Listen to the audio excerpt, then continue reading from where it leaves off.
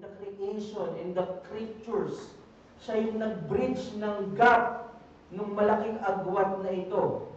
Kaya sabi po sa 14, upang sa pamamagitan, ano yung naging resulta ng kanyang incarnation? Ipinapakita dito ang dahilan bakit kailangang magkatawang tao ng Panginoong Jesucristo. And straightforward yung tinuturo ng text, ano daw yung reason, ano daw yung naging effect.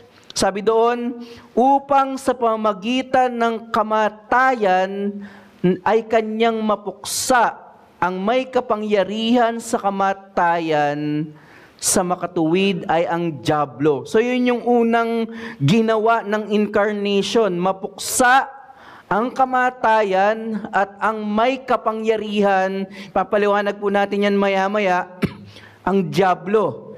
And then sa verse 15, at mapalaya silang lahat na dahil sa takot sa kamatayan sa buong buhay nila ay nasa ilalim ng pagkaalipin. Makikita niyo po dito na yung effect ng incarnation is both cosmic and personal.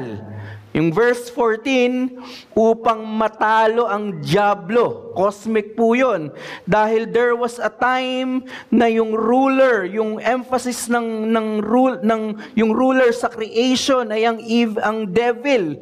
Yun yung ginagawa niya during the Old Testament, while yung devil ay under ng sovereignty ng Panginoon, pero somehow meron siyang authority during the Old Testament time.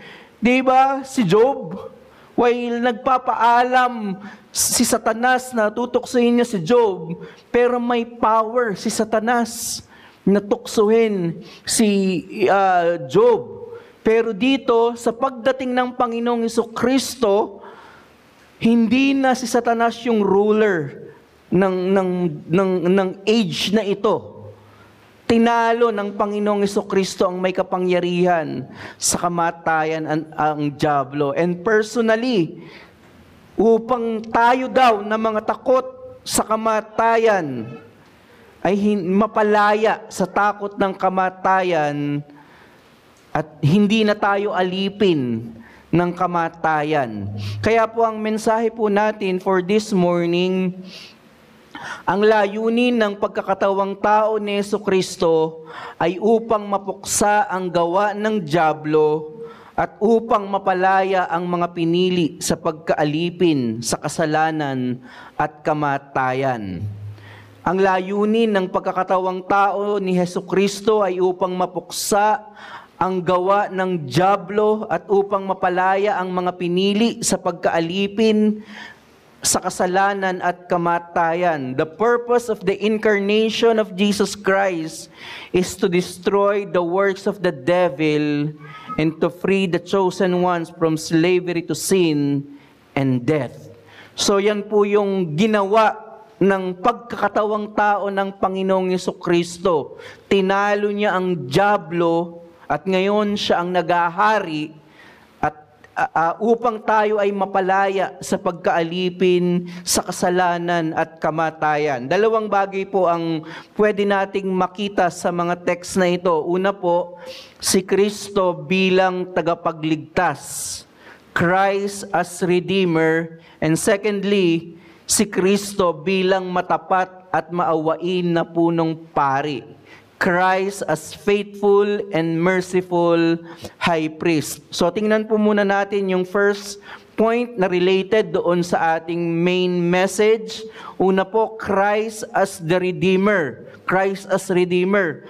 Malinaw po sa ating mga talata na may dalawang ginawa ang incarnation o ang pagkakatawang tao ng Panginoong Hesukristo. Una, upang sa pamagitan ng kanyang kamatayan ay mapuksa niya ang may kapangyarihan sa kamatayan, ang dyablo. Dahil sa pagkakasala po ng ating unang mga magulang, remember yung tempter doon kay Adan, ilang beses natin itong pinag-aralan, ang dyablo o ang serpent, ang kamatayan ay pumasok sa lahat ng mga tao. Romans 5 verse 12, kung paanong sa pamagitan ng isang tao ay pumasok ang kasalanan sa sanlibutan, at sa pamamagitan ng kasalanan ay ang kamatayan, kaya't dumating sa lahat ng mga tao ang kamatayan sapagkat ang lahat ay nagkasala. So, ang reason ng kamatayan ay ang kasalanan. Pumasok ang kasalanan sa lahat. Pero sinabi doon sa text natin, may kapangyarihan sa kamatayan. Lilinawin po natin na hindi po dito ibig sabihin na makapangyarihan talaga ang dyablo. Na ang dyablo ang may power sa kamatayan. Kundi, ipinapakita dito ang layunin ng dyablo nakabaligtaran sa layunin ng Diyos. Ang layunin ng Diyos ay magbigay ng buhay, magbigay ng pagpapala, pero ang layunin ng dyablo ay magnakaw at pumuksa. Ninakaw niya ang kaluwalhatian ng Diyos sa garden at noong twinis ni Satan yung Word of God, in that sense, gusto niyang maging mas mataas sa Diyos. So, 1 Peter 5:8, magpakatino kayo, magbantay kayo. Ang dyablo na inyong kaaway ay tulad ng liyong gumagala at umuungal na humahanap ng kanyang malalapa. So, ang layunin ng dyablo is to destroy, to steal. Pero ang sabi po sa ating mga talata, verse 14, kaya't ang yamang ang mga anak ay nakibahagi sa laman at dugo, at siya man ay nakibahagi rin sa mga bagay na ito, upang sa pamamagitan ng kamatayan ay kanyang mapuksa ang may kapangyarihan sa kamatayan, sa makatuwid ay ang dyablo. Ang kamatayan ni Kristo ang naging panlunas sa kamatayan dahil sa kasalanan. Verse 15, ang layunin nito ay mapalaya silang lahat na dahil sa takot ng kamatayan sa buong buhay nila ay nasa ilalim ng pagkaalipin. Hindi lamang pinuksa ng Panginoong Jesucristo ang gawa ng dyablo, kundi pinalaya niya ang kanyang mga pinili sa takot ng kamatayan at sa pagkaalipin ng kasalanan. Ang pinakaproblema po ng lahat ng tao ay ang kasalanan. At dahil mayaman, mahirap, bata, matanda, anuman ang katatayuan mo sa buhay mo, anuman ang katatayuan natin sa ating buhay, mayroon pong universality na mangyayari sa atin. Kristiyano man, hindi man, unbeliever man, may isa tayong patutunguhan, kamatayan. So walang sinisino ang kamatayan, lahat ay mamamatay. Subalit ang pagkakaiba po ng isang mananampalataya, bagamat tayo rin sa kalooban ng Panginoon, may tinakdang panahon para tayo ay mamatay. Of course, di natin sinasabi na nawala na talaga yung takot, may takot pa rin. Pero sa katotohanan na hindi na tayo alipin ng pagkatakot sa kamatayan dahil sa ating Panginoong Hesukristo. Kaya po ang point po natin, dahil sa pagkakatawang tao ni Hesukristo, pinuksa niya ang gawa at kapangyarihan ng demonyo at pinalaya ang mga mananampalataya sa pagkaalipin sa kasalanan at kamatayan. Dahil sa ginawa ng Panginoong Jesucristo, si Satanas ngayon ay nakagapos at hindi mapipigilan ni Satanas ang paglaganap ng kaharian ng Panginoong Jesucristo. Revelation 20 verses 2 and 3. At sinunggaban niya ang dragon, ang matandang ahas, na siyang dyablo at Satanas, at ginapo siya ng 1,000 taon, at siya, verse 3, at siya itinapon sa di matarok na kaliliman, at sinarahan at tinatakan siya ito sa ibabaw niya, upang hindi na niya madaya ang mga bansa, hanggang sa matapos ang 1,000 taon. Pagkatapos nito, kailangang siyang pakawalan ng maikling panahon. So ang ganda po ng mga text na ito na ang nangyari doon sa ginawa ng Panginoong Jesucristo, si Satanas ay iginapos at itinapon sa pinakailalim daw at tinatakan. Ang sabi doon, upang hindi madaya ang mga bansa. Ibig sabihin, pinapakita dito yung rule ng Panginoong Jesucristo na si Kristo ay nagro-rule na sa lahat po ng mga bansa. Yung mga nations ay part ng kanyang inheritance. And Matthew 16:18, at sinabi ko naman sa iyo na ikaw, Pedro, at sa ibabaw ng batong ito ay tinayo ko ang aking iglesia na ang mga pintuan ng Hades ay hindi magwawagi laban sa kanya. Because Christ conquered hell. Even the gates of hell shall not prevail.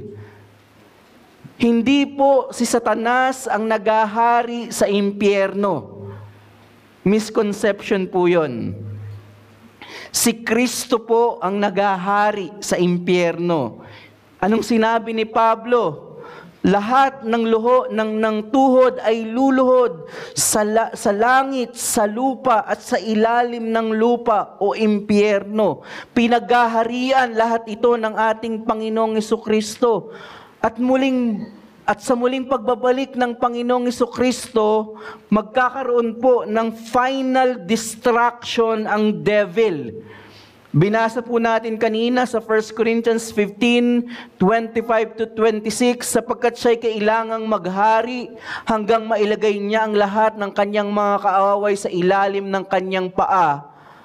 Ang huling kaaway nalilipulin ay ang kamatayan. So the last enemy to be destroyed is death.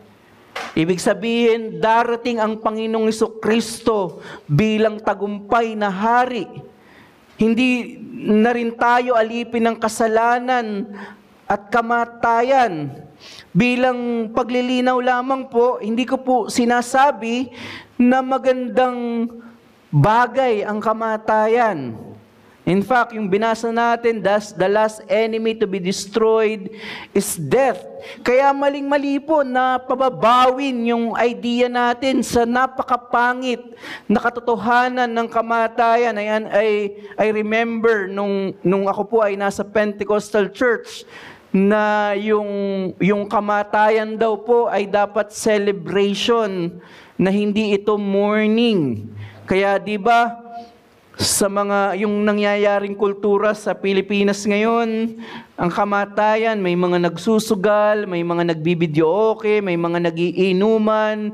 So hindi nila ito nakikita as mourning. So sinasabi natin, wag niyo po sana ako ma-misinterpret, na pangit na bagay pa rin ang kamatayan.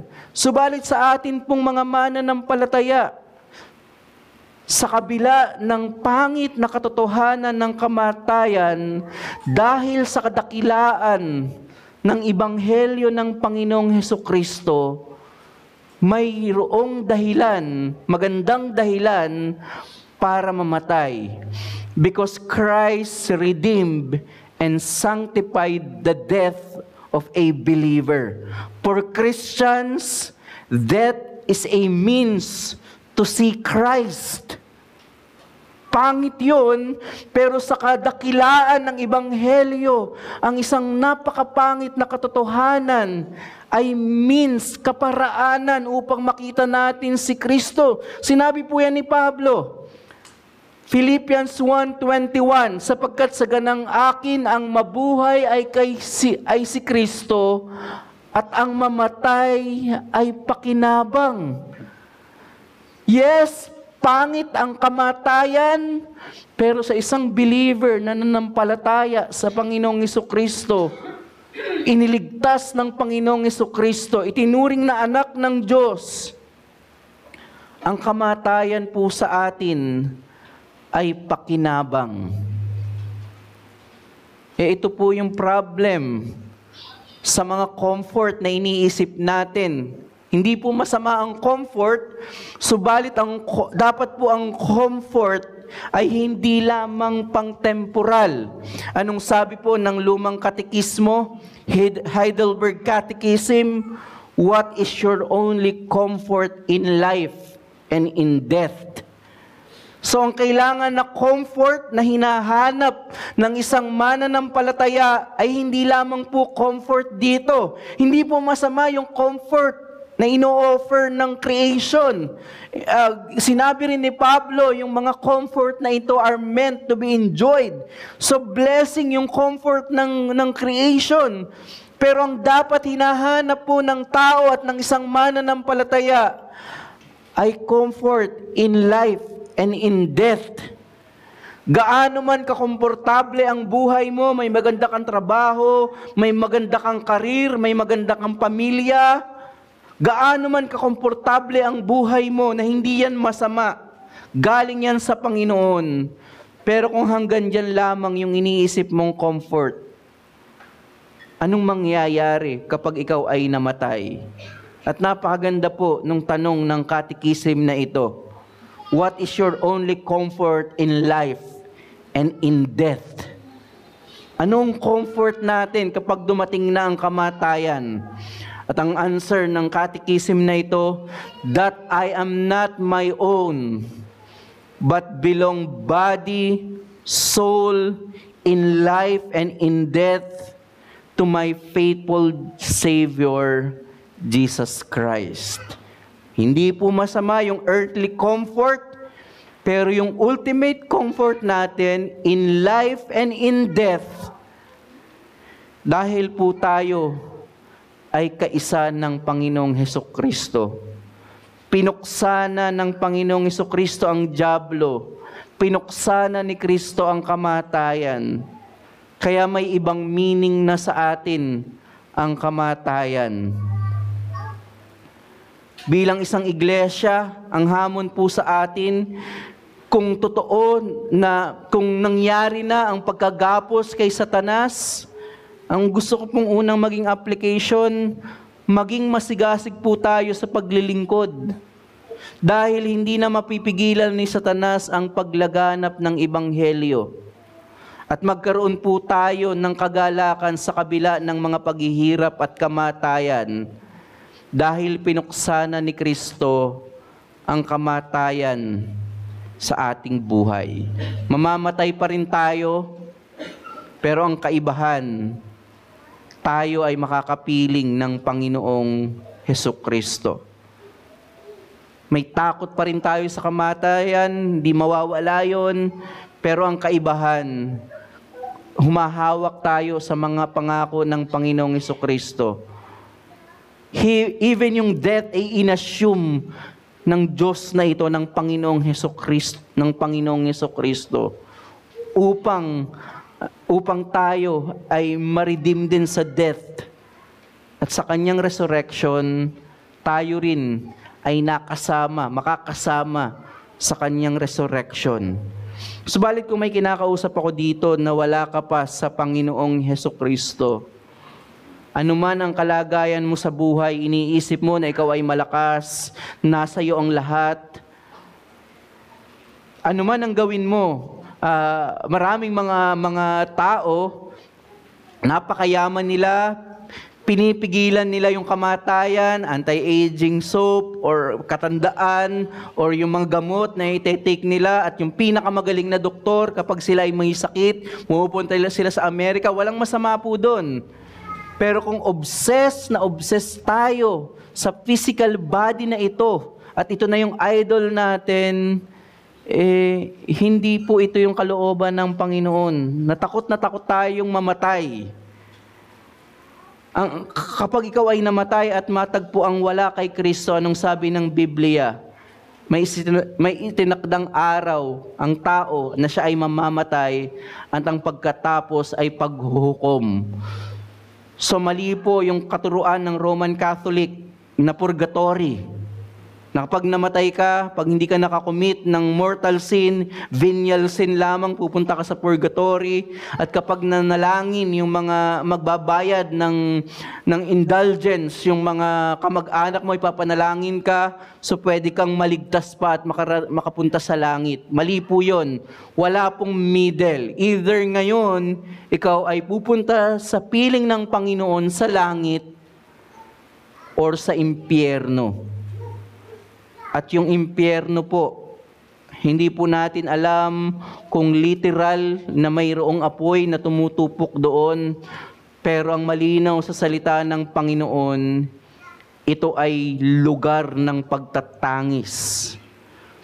Kung saan yung justice ng Panginoon ay nangunguna doon. Na araw-araw kang tinutupok.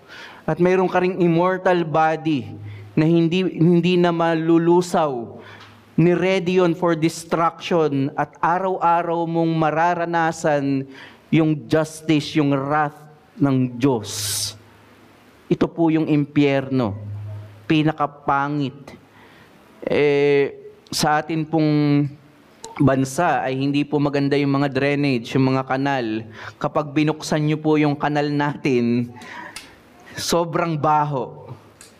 Kung nababahuan na tayo dun sa mga kanal na yon, wala yung sinabi sa kapangitan po ng impyerno. Nandoon ang puot at galit ng Diyos na araw-araw mararanasan ng hindi mananampalataya sa Kanya. Subalit ngayon, privilege kayo kung wala ka pa kay Kristo, privilege kayo na makarinig ng Ebanghelyo. Dalawa lang yung pwede mong mangyari. Babayaran mo ang iyong sariling kasalanan sa pamamagitan ng iyong kamatayan sa impyerno, o mananampalataya ka sa pumuksa sa kamatayan, ang Panginoong Hesukristo. Kaya bilang iglesia po, kaya po kami ay paulit-ulit na nangangaral ng Ebanghelyo tuwing Sunday. Ito po yung gusto naming mangyari at ito po ang kalooban ng ating Panginoong Hesukristo, na lahat ng mga makasalanan ay magsisi, manampalataya sa Panginoong Hesukristo. Kaya huwag kang lalabas sa gusaling ito na hindi mo pinag-iisipan ang kalagayan ng iyong kaluluwa. Oo nga, no, kapag ako ay namatay, anong mangyayari? Saan ako pupunta?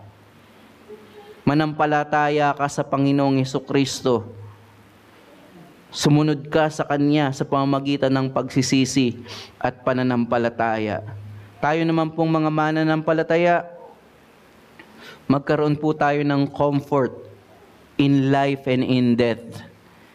Dahil kung inassume ni Christ lahat, our weaknesses, our emotions, our suffering, inassume lahat yan ng Panginoong Hesukristo in order for Him na ma-heal, mapagaling, mailigtas tayo. And may isang point si Mark Jones that Christ sanctify all ages. Ibig sabihin ni Mark Jones doon, kung ikaw ay batang Kristiyano, kung ikaw ay binatang Kristiyano, kung ikaw ay dalaga, matanda, naranasan lahat ni Kristo yung life na yon para din sa atin. Bagamat magkakaiba tayo ng level ng faith, bahagi yon ng sinangtify ng Panginoong Hesukristo para sa atin. Kaya magalak ka, magkaroon ka ng comfort na si Kristo ay namatay, muling nabuhay, tayo ay makakasama niya. Second point po, Christ as faithful and merciful high priest. Sabi po nung text, verse 16, sapagkat maliwanag na hindi ang mga anghel ang kanyang tinutulungan, kundi ang kabilang sa binhi ni Abraham. So bumalik po ang manunulat sa katotohanan ng mas mataas si Kristo sa mga anghel, di ba? Yun yung paulit-ulit na discussion dahil nga may temptation yung itong mga taga-Hebreyo ay itaas nilang anghel kaysa kay Kristo. Ipinapakita dito na si Kristo na hindi siya nagkatawang tao para iligtas o magministeryo sa mga anghel, kundi ang dahilan ng kanyang incarnation ay para po sa mga tao. Makikita natin na para maligtas ang binhi ni Abraham, ang mga kabilang sa binhi ni Abraham, at matulungan sila sa kanilang mga kahinaan. Ano pong sabi sa verse 17? Kaya't kailangang siya ay maging kagaya ng kanyang mga kapatid sa lahat ng mga bagay. So yun po yung point natin, sa lahat ng mga bagay, kagaya natin ang Panginoong Jesucristo. Of course, maliban sa kasalanan. Sabi doon, upang siya ay maging isang maawain at tapat na pinakapunong pari sa mga bagay na nauukol sa Diyos, upang gumawa ng handog na pantubos sa mga kasalanan ng mga tao. Ang sabi dito, si Kristo ay naging tao sa lahat ng mga bagay.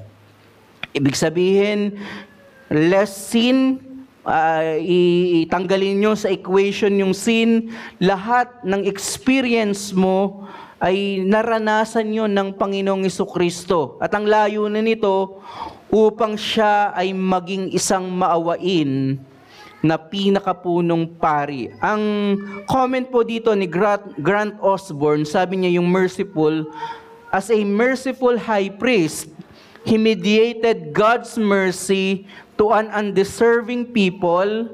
In the Old Testament, it reflects kesed, a covenant concept in which God accepts His people as covenant partners and graciously helps them in their time of need. God's compassion flows out and embraces His people, bringing them redemption. So nakipagtipan ang Diyos sa pamamagitan ng Panginoong Jesucristo sa atin, sa pamamagitan ng pagkakatawang tao ng Panginoon, at lahat inassume niya. At ang ginawa po noon, upang gumawa ng handog na pantubos sa mga kasalanan ng mga tao. Yung pong handog na pantubos, remember, pinag-aaralan po namin sa aming accountability group, natakil po namin yung Leviticus, na doon po sa Day of Atonement. The Day of Atonement ay may 2 goat na sinasacrifice. Yung una po, yung goat na isasacrifice sa Diyos directly, and then yung second goat, ito yung tinatawag na scapegoat. Sacrifice pa rin ito sa Diyos dahil sa kasalanan ng Israel. At yung una pong goat, isasacrifice sa Panginoon, at yung isang goat ay tatakas, at sabi dun sa text, patungo, pupunta kay Azazel. So yung word po na Azazel ay ini-interpret ito as either fallen angel or a place. Pero para lang maging malinaw, kung titingnan natin siya ngayon, ito ay pumapatungkol sa atonement ng Panginoong Jesucristo, na even hell ay kinonquer niya. Sabi ni Renihan, for the first time, yung goat, yung scapegoat na pumunta kay Azazel ay bumalik na tagumpay. Yung nangyayari sa Old Testament, hindi bumabalik yung goat. Pero for the first time, si Christ po yung tinutukoy na yung 2 goat. Siya yung naging atonement, hindi sa Old Testament sense, kundi eternal yung ginawa ng Panginoong Jesucristo. Christ, by His sacrifice on the cross, became the means of atonement and forgiveness para doon sa mananampalataya sa Kanya. So ang point po natin, ipinakita ni Kristo ang pagiging maawain na pinakapunong pari sa pamamagitan ng Kanyang kamatayan, at sinabi po doon sa atin sa verse, sabi doon, upang siya ay maging maawain at tapat na pinakapunong pari. At sabi doon, verse 18, palibhas ay naitiis siya at sa pagkatukso, siya'y makakasaklolo sa mga tinutukso. So ang pagiging maawain, makikita natin ito sa kanyang kamatayan sa krus. At hindi lang po yun, sa kanyang pang-araw-araw na pananalangin para sa atin. Yun po yung ibig sabihin ng pagiging intercessor, advocate. 1 John 4:10, narito ang pag-ibig, hindi sa tayo'y umibig sa Diyos, kundi siya ang umibig sa atin at sinugo ang kanyang anak na pantubos sa ating mga kasalanan. Si Kristo ay may kakayanang makiramay sa atin dahil tinukso siya sa lahat ng paraan, gaya natin, sabi ng text, subalit hindi siya nagkasala. So, tandaan po natin na yung death ni Christ sa cross at yung ongoing na prayer niya sa atin is two sides of the same coin. Yun ay bahagi ng ginawa ng Panginoong Jesucristo. Siya ay patuloy na nananalangin bagamat natapos na yung cross. Patuloy siyang nananalangin para sa atin. Kaya sa panghihina po natin dahil sa mga problema, dahil sa struggle natin, sa ating mga naiiwanan pang mga kasalanan, alalahanin po natin na tayo ay mayroong tapat at maawain na pinakapunong pari na araw-araw na nananalangin para magpatuloy po tayo sa ating pananampalataya. Alam po natin ang nangyari sa Reformation.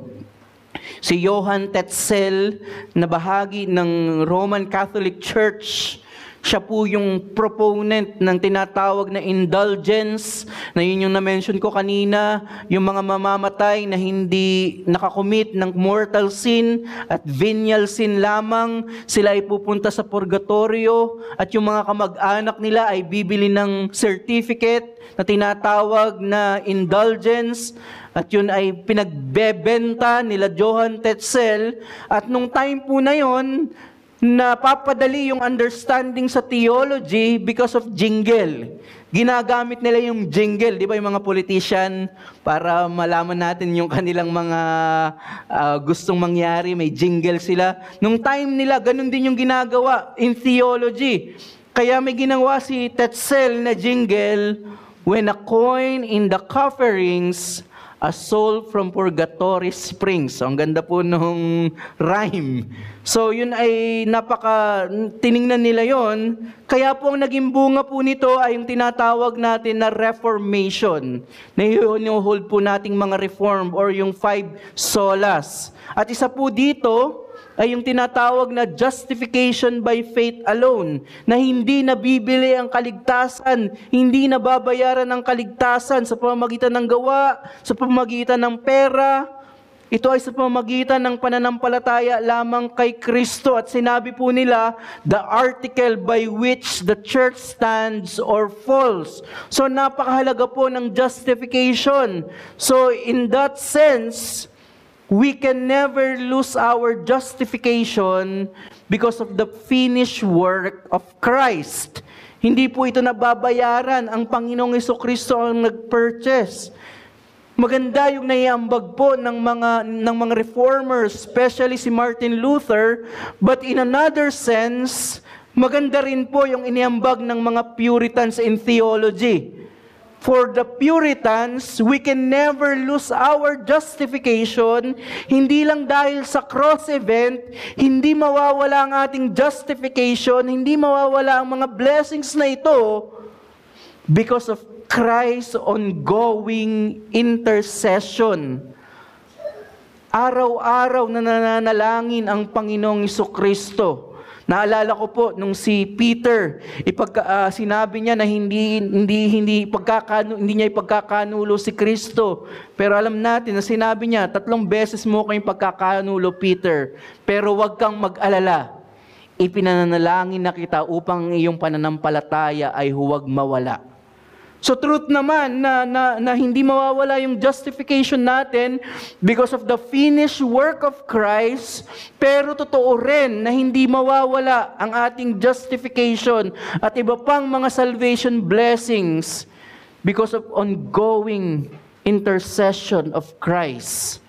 Sabi dito na Thomas Goodwin, His death, the means of procurement or obtaining it for us, but His intercession, the means of applying all unto us. We owe our standing in grace every moment to His sitting in heaven and interceding every moment. Sana mag-resonate yun sa mga minds nyo. Araw-araw nananalangin ang Panginoong Jesucristo. At hindi po generic prayer, but specific. Alam ni Kristo, kilala ni Kristo ang kanyang mga tupa. Ibig sabihin po, hindi lang po natapos sa cross ang works ni Christ, even until now. Christ is praying for your justification. Christ is praying for your sanctification. And Christ is praying na makasama ka niya sa bagong langit at bagong lupa. Sa lahat po ng aspeto ng inyong buhay, ng ating buhay, ang Panginoon ay nananalangin para sa atin. At ang diling po ng Panginoon ay hindi po general. God is the God of specifics. Pinag-aaralan po na shameless advertisement. Pinag-aaralan po namin tuwing Wednesday yung book ni David Powlison, How Does Sanctification Work? At ang isa sa point doon ni David Powlison that Christ is the God of specific. Remember, kapag makikipag-usap si Christ sa mga tao, hindi siya generic, but laging specific. Yun po yung kaligtasan natin. Struggle with sin, dinidilya ng Panginoon specifically. Spiritual depression, ang Panginoon ay may kakayanang makibahagi. Yun yung sinabi ng text. Tinukso siya sa lahat ng paraan, gaya natin, subalit walang kasalanan, at ngayon, siya ay may kakayanan na makibahagi sa atin. Christ is praying for our sanctification.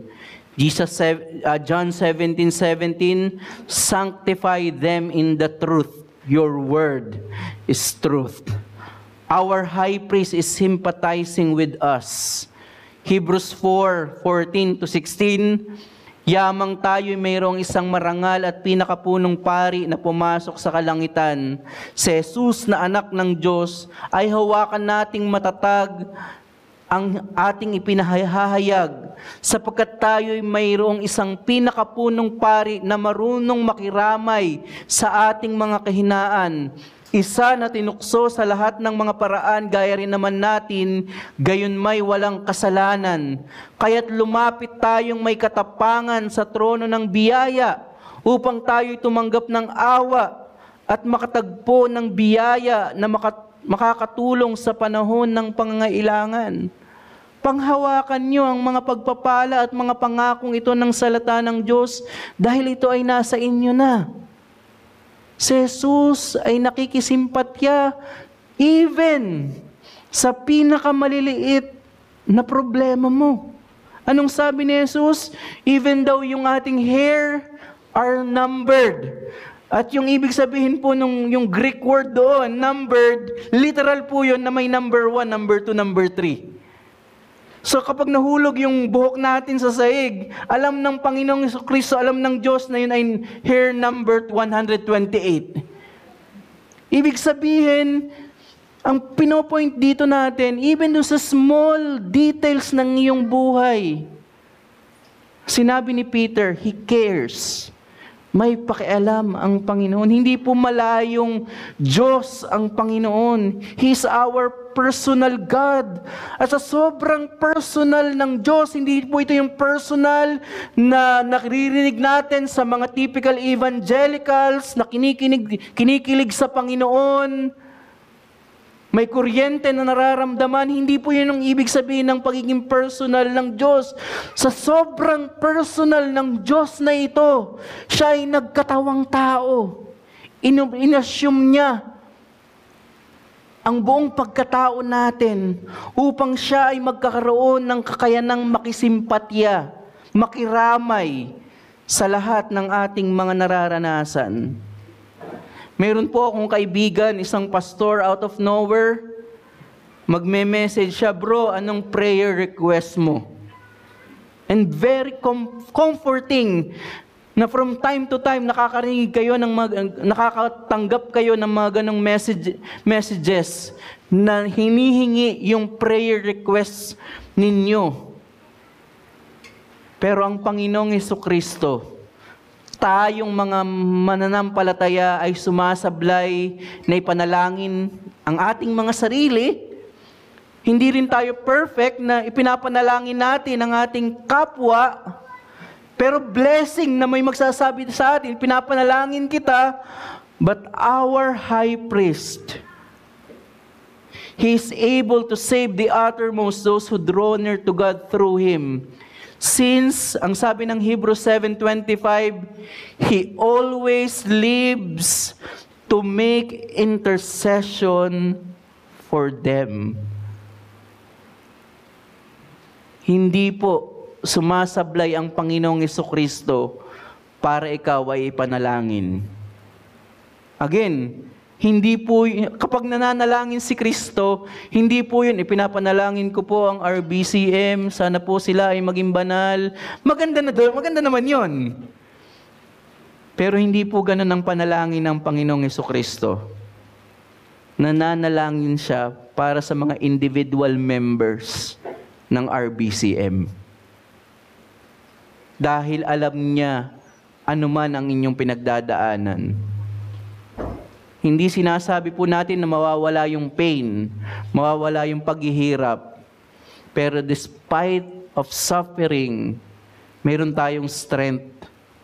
Dahil ang Panginoong Jesucristo ay ginapi na ang kamatayan, nagtagumpay na, at until now, siya ay nananalangin para sa atin. Hindi po pinabayaan ni Kristo ang kanyang mga iniligtas. Hanggang ngayon, sabi ni Goodwin, effective yung mga salvation blessings because of His intercession, because of His prayer. Kaya maganda po yung aawitin natin na sinulat ni Charity Bancroft, na ang original title po nito dapat ay Advocate. Pero kilala po natin ito na Before the Throne of God Above. Basahin ko lang po yung ilang mga lines. Before the throne of God above, I have a strong and perfect plea. A great high priest whose name is love, who ever lives and pleads for me. My name is graven on his hands. My name is written on his heart. I know that while in heaven stands, no tongue can bid me thence depart. Ito ang ginagawa ng Panginoong Jesucristo araw-araw. Nananalangin siya, namatay siya, effective yung kanyang ginawa, pero ongoing ang kanyang ginagawa. Sinasanctify niya kayo through His intercession. Kaya magalak tayo, makomfort tayo. Hindi ko po alam lahat ng mga pinagdadaanan ninyo, pero yung general truth na ito, nawa, ay magkaroon ng comfort, magbigay sa inyo ng joy, na mismong ang Diyos, ang tagapagligtas, ang Panginoong Jesucristo, ay nananalangin para sa atin. Tayo po'y manalangin. Aming Diyos, maraming salamat sa katotohanan na ang ginawa ng incarnation ay ginapos si Satanas, tinalo ang gawa ng dyablo, at sa muling pagbabalik ng Panginoong Jesucristo, the last enemy to be destroyed is death. Kaya ngayon, bagamat kami ay mayroong takot pa rin sa kamatayan, mayroon pa rin kaming pagkabalisa, pero nawa, ma-overcome po namin ito sa pamamagitan ng katotohanan ng pinuksana ng Panginoong Jesucristo, ang may kapangyarihan sa kamatayan, maging ang kamatayan. Nawa ito po ay magkaroon ng comfort sa amin na mga nanghihina, nababalisa sa kinabukasan, natatakot sa kamatayan. Nawa ang salita mong ito ay magkaroon po ng comfort, magbigay ng comfort sa amin, at gamitin nyo rin po ito para sa kaligtasan ng mga wala pa sa inyo. Magligtas po kayo at ma-realize nila ang pangangailangan nila ng tagapagligtas. At salamat rin po sa paalaala na araw-araw kayong nananalangin para sa amin. Nawa magbigay rin po ito sa amin ng comfort. At sa lahat po ng aming mga narinig, nawa ay kayo po ang magbigay ng application nito sa amin at kayo lamang po nawa ang mag-glorify. Ito po ang aming panalangin sa pangalan ni Jesus. Amen.